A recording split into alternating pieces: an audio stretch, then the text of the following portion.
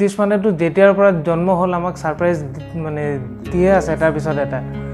সমগ্ৰ দেশতে কৰোনাৰ বাবে হোৱা লকডাউনৰ ফলত গোটেই সমাজ ব্যৱস্থা স্থিমিত হৈ পৰিছে কিন্তু এই লকডাউনৰ মাজতো বহু উঠি অহা প্ৰজন্মই যোগাত্মক দৃষ্টিৰে নিজক আগবঢ়াই নিবলৈ সক্ষম হৈছে যাৰ এক প্ৰশস্ত উদাহৰণ কৃতিস্মান চক্ৰৱৰ্তী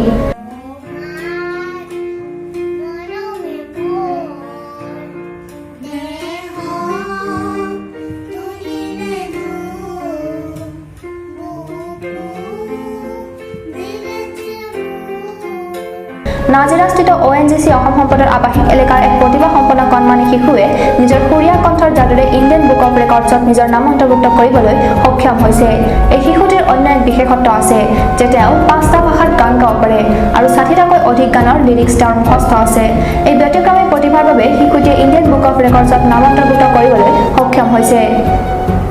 পিতৃ-মাতৃৰ সহায় তথা প্ৰচেষ্টাত 4 বছৰীয়া শিশুটিয়ে চালুকীয়া অৱস্থাতে সৰস্বতী কণ্ঠৰ অধিকাৰী হ'বলৈ সক্ষম হৈছে আৰু নাজিৰালৈ গৌৰৱ কঢ়িয়াই আনিছে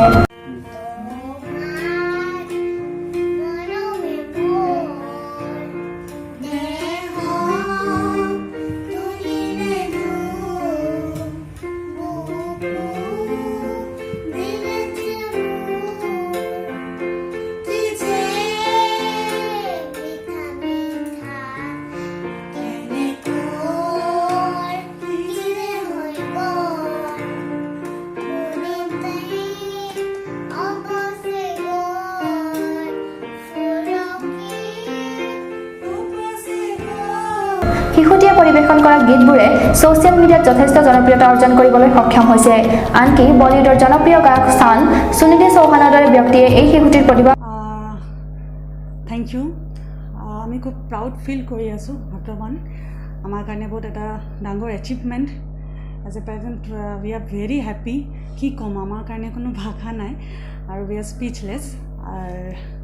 বাছ এনেদৰে আপোনালোকৰ আশীৰ্বাদ এনেদৰে ব্ৰিটিছ মানুহৰ ওপৰত থাকক আমি আৰু ষ্ট্ৰং হ'ম অলপ মটিভেট হ'ম আৰু ব্ৰিটিছ মানুহক আগুৱাই লৈ যাব পাৰিম বাছ আপোনালোকে এনেদৰে আমাক মৰম দি থাকক থেংক ইউ পৰাই শুনি গান শিকে আৰু ঘৰতে আমাৰ গানৰ এটা পৰিৱেশ আছে সৰুৰ পৰাই মোৰ ঘৰতো আছিলে এতিয়াও আছে দেউতাও গান গায় ব্ৰিটিছ মানৰ আৰু ব্ৰিটিছ মান যেতিয়া আমি ক্লাছ লওঁ ঘৰতে আমাৰ পৰা শুনে আৰু গান শিকে গানটো শুনিব খুব ভাল পায় বাছ এনেদৰে যেতিয়া যি গানটো বিচাৰে শিকিব তেতিয়া আমি অলপ গাইড কৰি দিওঁ বাছ নিজেই শিকে মেক্সিমাম গান নিজেই শিকিছে আৰু ৰিচেণ্টলি সুনিধি চৌহান দি মেলোডি কুইন ব্ৰিটিছ মানৰ গানত টুইট কৰিলে লতা মংগেশকৰ যোৱাকালি বাৰ্থডে আছিলে আৰু লতা মংগেশকৰ এটা গান গাইছিলে এটা খুব ভাল পাইছে গানটো আৰু আমাৰ আগতেও Shantanu Moitra the music director আমাৰ শান আপোনালোকে চিনি পায় শান আৰু দ্য লিৰিচিষ্ট আনন্দ কিৰকিৰে চবে টুইট কৰিলে ইভেন টনি কাক্কাৰো গান ভাল পাইছে তো যেতিয়া চেলিব্ৰিটিয়ে ব্ৰিটিছ মানুহক ইমান মৰম দিয়ে শ্বেয়াৰ কৰে তেতিয়া এইটো আমাৰ কাৰণে এটা এচিভমেণ্ট বুলি ভাবোঁ আমি আৰু মটিভেট হওঁ আৰু আগুৱাই লৈ যাব চেষ্টা কৰোঁ নাজিৰাৰ পৰা ভাস্কৰ জ্যোতি মহন্তৰ ৰিপৰ্ট খবৰ